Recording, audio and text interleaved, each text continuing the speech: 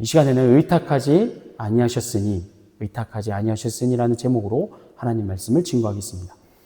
6월절을 맞아 예루살렘 성전을 방문하신 예수님은 성전에서 장사하던 상인들을 꾸짖고 내쫓게 되었는데 그 이유는 저들에 의하여 성전의 본질이 훼손되었기 때문이었습니다.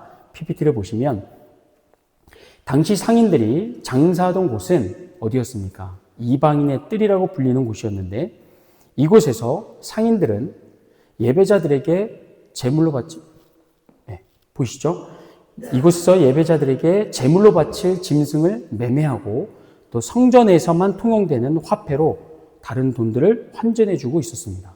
그러나 우리가 이름에서 보듯이 알 수 있듯이 이방인의 뜰은 그냥 공터가 아니라 이방인의 예배와 기도를 위해 마련된 장소였습니다.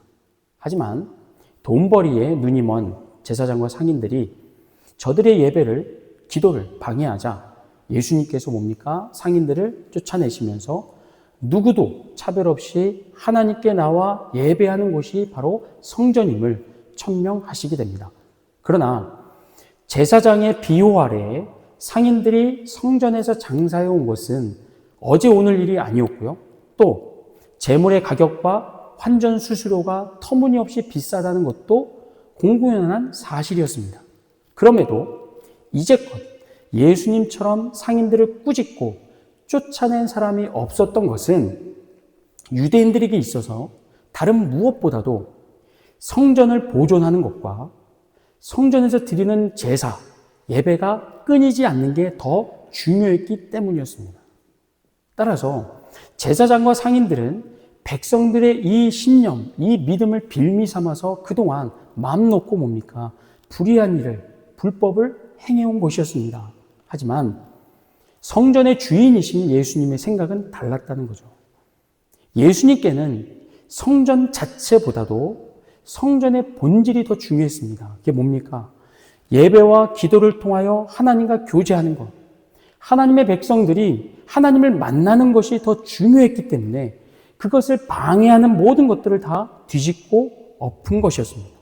그렇게 생전 처음 듣는 예수님의 호통과 또 물리적인 저항 앞에서 상인들이 어떻게 반응을 하냐면요. 오늘 본문 18절을 보세요. 18절. 이에 유대인들이 대답하여 예수께 말하기를 내가 이런 일을 행하니 무슨 표적을 우리에게 보이겠느냐. 여기서 유대인들은 상인들을 가리키고 헬라어로 이 구절을 보게 되면 우리말 대답하여는 사실 좀 굉장히 소프트한 거고요. 그 원뜻은 비난하다, 정죄하다는 겁니다. 그러니까 너무 갑작스러운 일이라 처음에 상인들은 어리둥절해하고 있다가 정신을 차린 뒤에 뭐예요? 예수님을 비난하면서 따진 것이었습니다.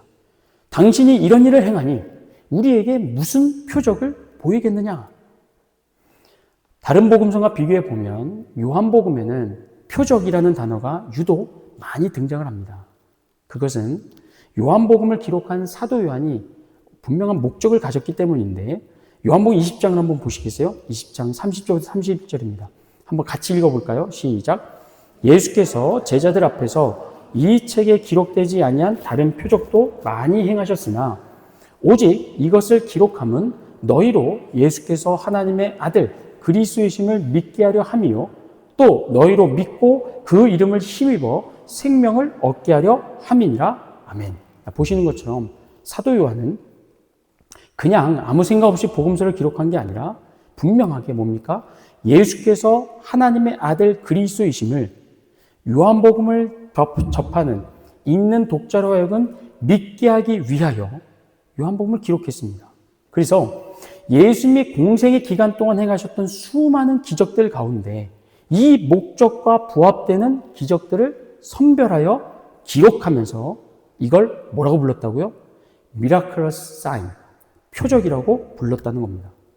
따라서 본문 18절에서 상인들이 예수님을 비난하면서 정죄하면서 요구했던 표적은 일반적인 기적이 아니라 그리스도로서 행할 수 있는 영적인 권위를 의미했다는 겁니다.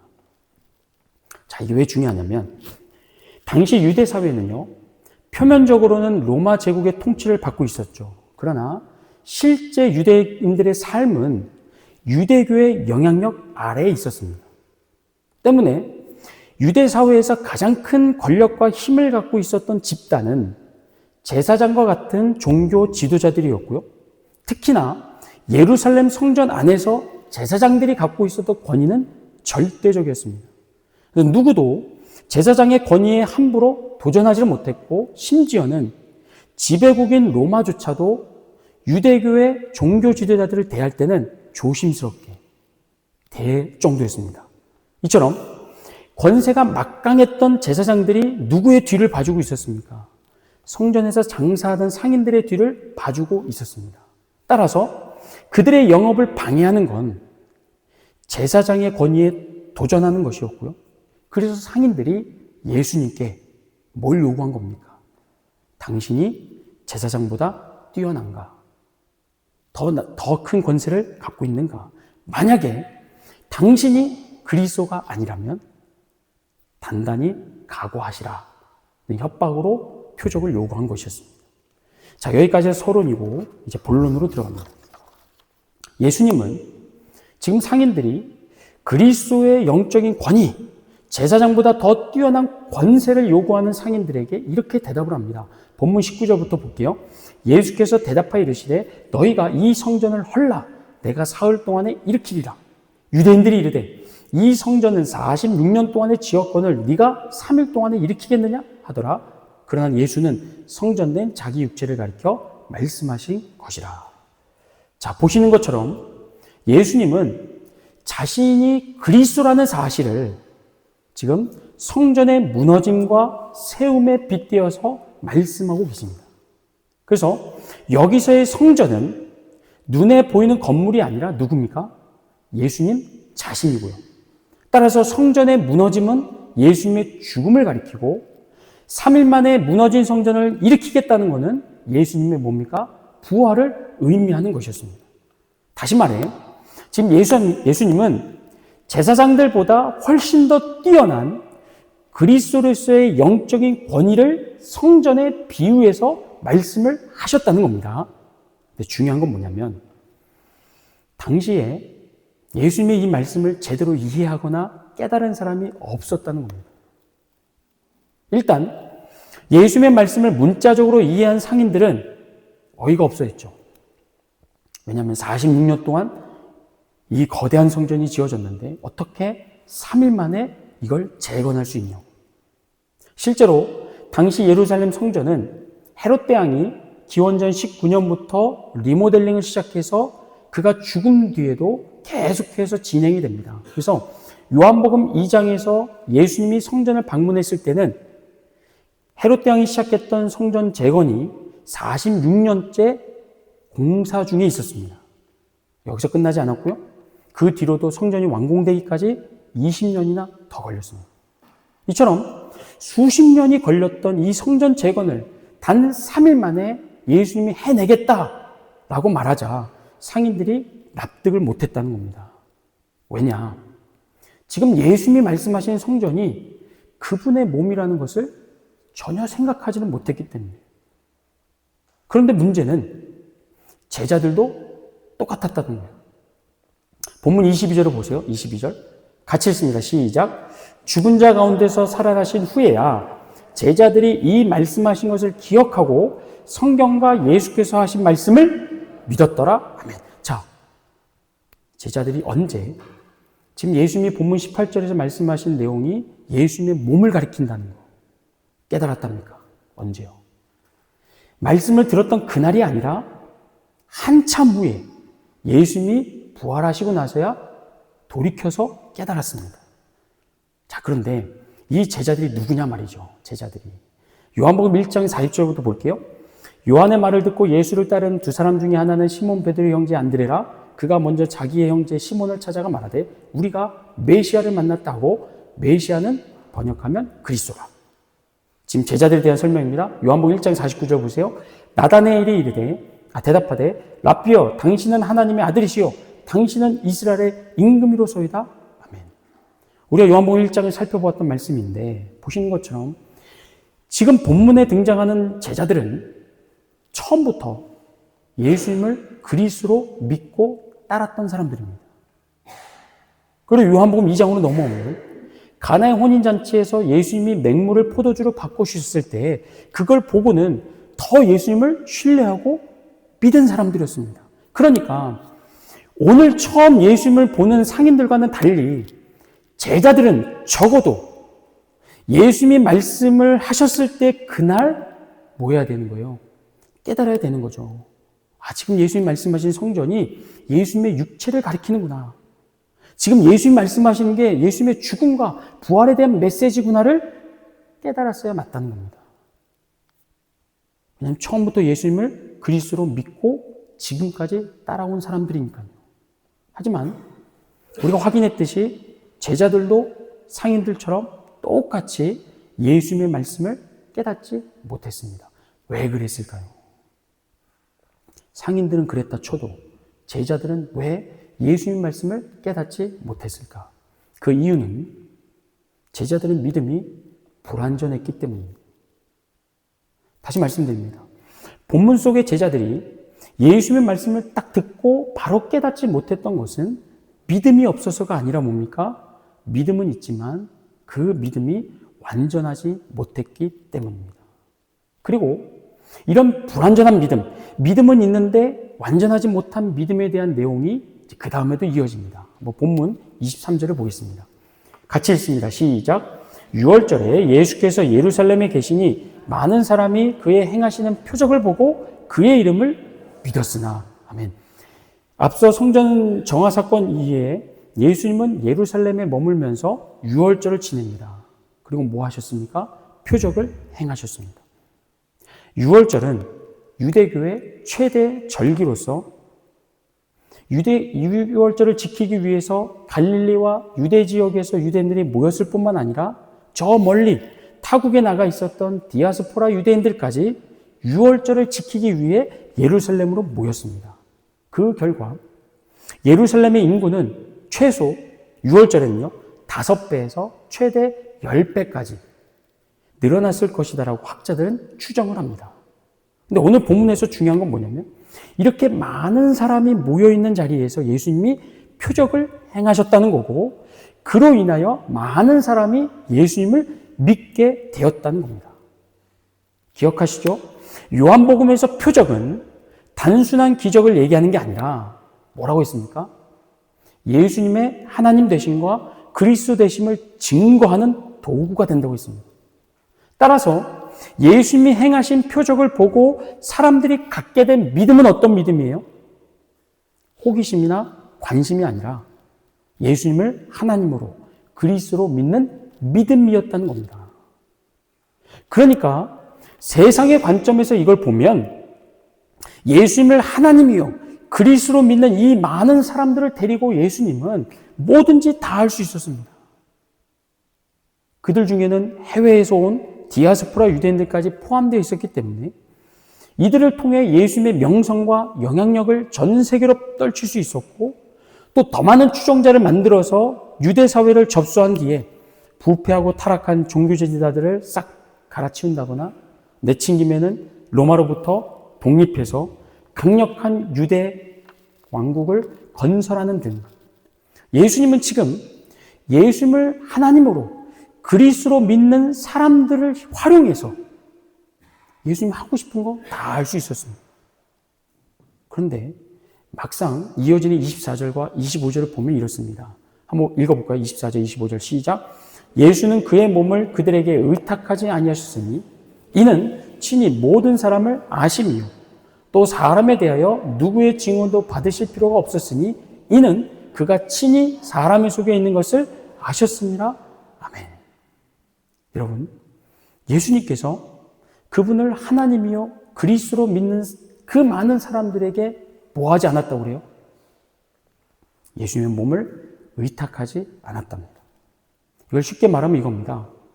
세상의 정치가나 권력가들은 자신을 믿고 따르는 추종자들과 어떻게 합니까? 지지자들과 손을 맞잡죠.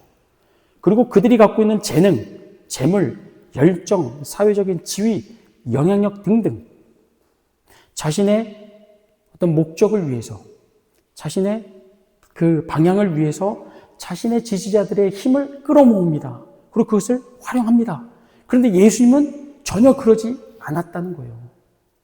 많은 사람들이 예수님을 그리스도로 하나님으로 믿고 달려왔지만 예수님은 그들을 이용하거나 협조를 요청하지 않았다는 겁니다. 왜냐? 사람의 믿음을 불신했기 때문입니다.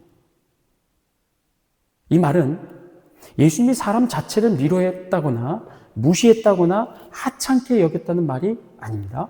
다만 사람이 갖고 있는 믿음이 불완전하다는 사실을 예수님은 너무나 잘 알고 계셨습니다. 그래서 표적을 보고 믿음을 갖게 된 사람들은 말할 것도 없고 심지어 예수님과 3년을 동거동락했던 제자들조차도 예수님은 신뢰하지를 않았다는 거예요. 이런 예수님의 불신이 마가복음 14장에 이렇게 나타납니다. 마가복음 14장 26절을 보면 예수님께서 제자들과 마지막 유월절 만찬을 가지신 다음에 제자들을 데리고 겟세마네 동산으로 갑니다. 근데 겟세마네 동산으로 이동하실 때 막 찬양을 해요. 제자들과 같이. 그러다가 갑자기 예수님이 제자들의 배신을 말씀하세요. 마가복음 14장 27절입니다. 보세요. 예수께서 제자들에게 이르시되 너희가 다 나를 버리리라. 이는 기록된 바 내가 목자를 치리니 양들이 흩어지리라 하였습니다. 자, 방금 전까지 무슨 일이 있었다고요? 예수님이 제자들과 유월절 만찬을 함께 나누고 있었습니다. 그리고 지금은 겟세마네 동산으로 찬양하면서 가던 중이었습니다. 그런데 보시는 것처럼 느닷없이 예수님이 제자들의 충성심을 의심하고 나섰습니다. 너희가 다 나를 버리리라. 그러자 수제자였던 베드로가 이렇게 외치죠. 29절 보세요. 베드로가 여짜오되 다 버릴지라도 나는 그리하지 않겠나이다. 우리가 현장에 없어서 잘 모르겠지만 글만 봐도 문자로만 봐도 당시 베드로가 얼마나 큰 충성심을 드러내고 있는지 우리는 느낄 수가 있습니다. 그런데 이런 베드로의 고백에 예수님께서 야 베드로야 농담한 거야. 내가 네 마음 다 알아. 라고 하면서 베드로의 어깨를 토닥거리지 않았다는 거예요. 대신에 30절을 보면 예수께서 이르시되 내가 진실로 내게 이르노니 오늘 이 밤 닭이 2번 울기 전에 내가 3번 나를 부인하리라. 아멘. 지금 예수님 곁에 끝까지 남겠다고 다른 제자들은 다 버려도 나만은 베드로만은 예수님 곁에 남겠다고 하는 그 베드로를 예수님께서 칭찬해 주시기는커녕 다른 제자들이 있는 자리에서 그가 부인할 것을 폭로했습니다. 그러자 당황한 베드로가 더 소리 높여 외치죠. 31절 같이 있습니다. 시작. 베드로가 힘있게 말하되 내가 주와 함께 죽을지언정 주를 부인하지 않겠나이다 하고 모든 제자도 이와 같이 말하니라. 아멘. 자, 2번째 고백이 이어질 때 베드로는 뭘 걸었습니까? 자신의 목숨을 걸었습니다. 예수님 이래도 안 믿으실 거예요? 이래도 내 진심을 안 받으실 겁니까? 라고 하면서 예수님을 지키는데 자신의 목숨을 걸었고 다른 제자들도 거기에 동조해서 따라 외쳤습니다. 근데 중요한 건 뭐냐면 예수님께서 이런 제자들의 결단과 결심에 그분의 몸을 의탁하지를 않았다는 거예요. 그래, 역시 너희들밖에 없다. 너희가 나하고 함께 있어서 든든하고 고맙다. 내가 너희들 마음 안다. 라면서 제자들을 신뢰하지를 않았다는 겁니다. 왜냐? 저들 믿음이 불완전하다는 걸 예수님께서 잘 알고 계셨기 때문에 지금이야 막 고래고래 소리를 지르며 목숨까지 내놓지만 잠시 뒤에 로마 군인들이 들이닥치면 제자들이 어떻게 됩니까? 모두 예수님 버리고 도망칠 것을 너무나 잘 아셨기 때문에 제자들의 믿음을 예수님이 신뢰하지 않은 것이었습니다. 그런데요, 이런 예수님의 태도는 그때나 오늘이나 동일합니다. 상처받지 말고 들으세요. 예수님은 저와 여러분 누구도 신뢰하지 않습니다. 오늘 우리가 예배를 드리면서 우리 마음에 다짐하는 신앙의 결단, 우리 입술로 고백하는 그 어떤 고백도 예수님은 절대로 신뢰하지 않습니다. 대신에 우리를 사랑하십니다. 우리를 신뢰하지 않고 우리를 전적으로 사랑하십니다. 그래서 예수님은요, 우리에게 절대로 뭐하지 않습니까? 실망하시지를 않습니다. 우리가 신앙생활을 하다가 넘어지거나 지쳐서 주저앉아도 예수님을 잘 믿다가 한순간에 그분을 부인하고 배신하고 떠난다고 해도 예수님은 절대로 우리한테 실망하지 않습니다. 대신에 끝까지 사랑하시는 줄로 믿습니다. 그런데 이렇게 말씀드리면 꼭 오해하는 분들이 있어요. 뭐냐면 우리의 믿음은 원래 불완전하지만 그래도 예수님이 우리를 무조건 사랑한다고 하니까 신앙생활 대충 해도 괜찮겠네요. 예배를 소홀히 하고 말씀 묵상과 기도를 게을리 하고 믿음의 헌신과 수고를 굳이 감당하지 않아도 예수님이 우리를 사랑하시니까 괜찮겠네요. 라고 오해하는 분들이 있습니다. 저희 넘치는 교회 얘기가 아니라 한국에 있는 어느 교회 얘기입니다. 여러분, 예수님께서 우리의 믿음을 신뢰하지 않는다는 건 우리의 불순종과 연약함을 합리화하라는 게 아닙니다. 그와 반대로 우리의 믿음이 불완전하기 때문에 어떤 경우에도 교만하지 말라는 거예요. 남보다 내가 예배는 잘 참석하니까, 다른 사람보다 헌금 조금 더 하니까, 기도도 좀 오래 하고 봉사도 하고, 그러니까 이만하면 괜찮은 믿음 아니야? 라고 스스로 자만하지 말라는 겁니다. 사랑하는 성도 여러분, 우리의 믿음이 불완전하기 때문에 예수님은 우리를 신뢰하지 않습니다. 그러나 우리를 사랑하십니다. 때문에 우리는 더 열심히 깨어서 기도하고 더 열심히 깨어서 말씀을 붙들고 순종을 훈련해야 합니다. 왜요? 예수님의 사랑받는 자답게 살기 위해서입니다. 신앙생활에는 졸업이 없고요, 은퇴도 없다고 누가 말씀하셨습니다. 신앙생활에는 뭐가 없다고요? 졸업도 없고 은퇴도 없습니다. 하나님이 우리를 천국으로 부르시는 날까지 우린 열심히 기도하고 말씀 붙들고 순종하고 헌신해야 됩니다. 왜요? 그래야 불완전한 믿음 때문에 넘어지지 않을 수 있습니다. 아니, 넘어지더라도 다시 일어설 수 있습니다. 이 시간 우리의 믿음이 완전하지 않다는 걸 우리 모두 다 겸허히 인정하고요, 더 힘을 내서 예수님의 사랑을 받는 자답게 신앙생활 하시고 승리하실 수 있기를 주의 이름으로 축복합니다. 그래서 우리를 사랑하시는 그 사랑이 결코 헛되지 않도록, 그 사랑이 우리로 하여금 더 하나님을 가깝게 하고 말씀을 붙들게 하고 천국을 소망하게 하는 그런 귀한 열매가 우리 가운데 맺혀지기를 주의 이름으로 축복합니다. 아멘. 우리 함께 자리에 일어나셔서 찬양하시고 기도하시겠습니다.